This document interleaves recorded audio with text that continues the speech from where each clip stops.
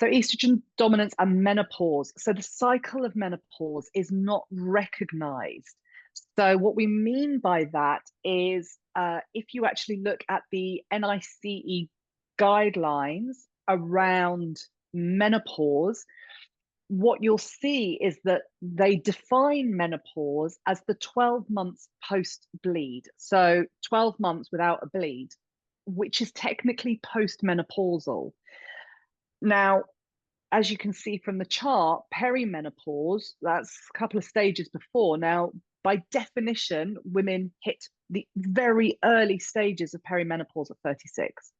So we are not recognizing medically perimenopause or the menopause transition.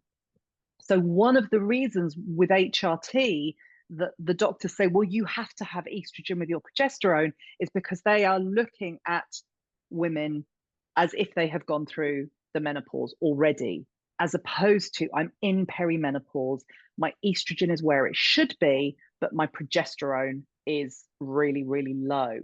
And so then by giving too much, or giving a dose of estrogen that would be right for a postmenopausal woman, even if they are giving the right level of proper progesterone, we're still ending up with this estrogen dominance. So perimenopause is this natural estrogen dominant time and a progesterone deficiency roller coaster. There are no blood tests offered to women over the age of 45. So we're kind of being offered HRT blind. And this is the real issue with HRT at the moment. So they just offer her the full dose of HRT. And if they then offer a synthetic progesterone, which will inhibit your own production of progesterone and not fix the problem, now we're in like seriously unopposed estrogen issues. So an estrogen dominance issue could be prescribed estrogen. I also have seen on a very regular basis in my clinic things like a woman was given the Mirena coil and then an estrogen gel, so technically a progestin and an estrogen gel, but decided she didn't get on with the Mirena coil, had the Mirena coil taken out, and then a year later is in like massive, huge flare-ups of symptoms, things like hives, feeling incredibly anxious, guts a mess, piling on weight, depression. I mean, just symptoms all over the place. And then you kind of realize that it's because their estrogen is being unopposed.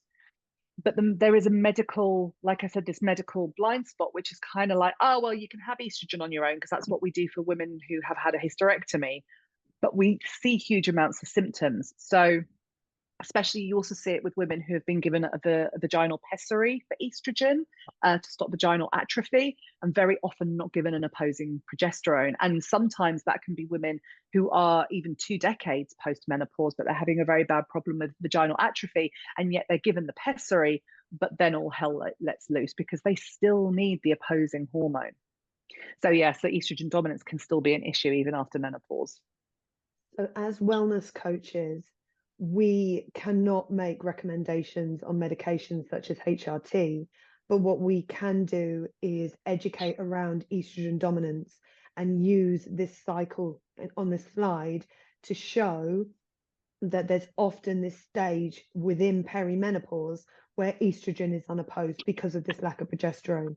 So then once someone is empowered with this information, then they're in a much better situation to be able to have conversations with their doctor to be able to get the HRT that is right for them. Absolutely. I also just want to say that you can now get HRT over the counter, but it is estrogen only at this stage. So again, women just going in, speaking to a pharmacist, saying, I think I need some HRT, and then just being given the estrogen. We see this fall out a lot, and it's highly likely that you will see this a lot in your clinics.